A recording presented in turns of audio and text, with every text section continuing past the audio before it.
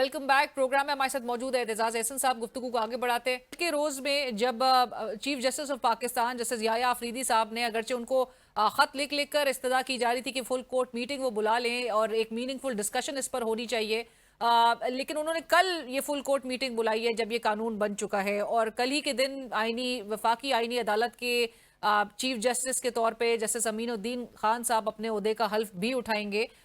ये देर कर दी है याया अफरीदी साहब ने? नहीं, याया अफरीदी ने तो किया ही कुछ नहीं। वो तो अपनी नौकरी बचाता रहा है। And I am very disappointed with him because वो एक शख्स था जिसमें एक चमक नज़र आती थी, जिसमें एक बड़ा इनफॉर्मल कोई फॉर्मेलिटी ऑफ द जज नहीं थी जिसको मिल रहा है, कोई परवाह नहीं उसको। बड़ा बेधड़का इंसान लगता था। बट ये एज चीफ जस्टिस बन के पाकिस्तान का उसने अनोखे ही गुल खिलाए हैं। पाकिस्तान की पार्लिमानी तारीख में परहैप्स ये पहली बार अब देखा जा रहा है कि दो सेनेटर्स ने दो बार एक ही फ्लोर पर दो बार फ्लोर क्रॉसिंग की। आज सेनेटर एक जेयूआई के थे अहमद खान साहब और एक पीटीआई के थे जो सेनेटर सैफुल्लाह अब्रोह साहब। अब अब्रोह साहब ने, आपको याद होगा, पिछली बार सेशन में उन्होंने रिजिग्नेशन, अपने इस्तीफे का ऐलान कर दिया था फ्लोर ऑफ द हाउस। क्या एजाज साहब, एक सेनेटर जो फ्लोर ऑफ द हाउस इस्तीफे का ऐलान कर दे, क्या वो वोट डाल सकता है और वो वोट काउंट हो सकता है? वोट तो उस वक्त रिजेक्ट होगा जब उसने in writing in his own hand has delivered to the chairman senate his resignation.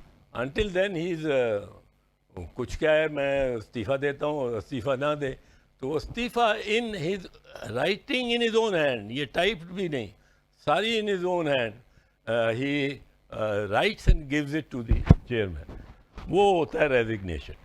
तो इसलिए इनके लिए ये इमोरल काम था बट इलीगल नहीं था। सो इमोरल था, इलीगल नहीं था, क्योंकि आज डार साहब ने भी कहा कि उन्होंने अपने ज़मीर के मुताबिक जो है वो वोट दिया है। This is what the democracy requires. लेकिन एजाज साहब, आपको लगता है इस पूरे अमल से जमहूरियत जो है वो कमज़ोर हुई है, जमहूरियत मजबूत हुई है? जमहूरियत भी और रियासत भी, ये इतने फिशर्स आ गए हैं और इस वक्त ये फिशर्स नहीं आने चाहिए। फिशर्स नहीं आने चाहिए क्योंकि आप एक हालत जंग में हैं। आपका एक डिफेंस मिनिस्टर जाते हैं मुफाहमत के लिए और पहले कह के जाते हैं कि हमारी बात मानो वरना हम जंग के लिए तैयार हो जाओ।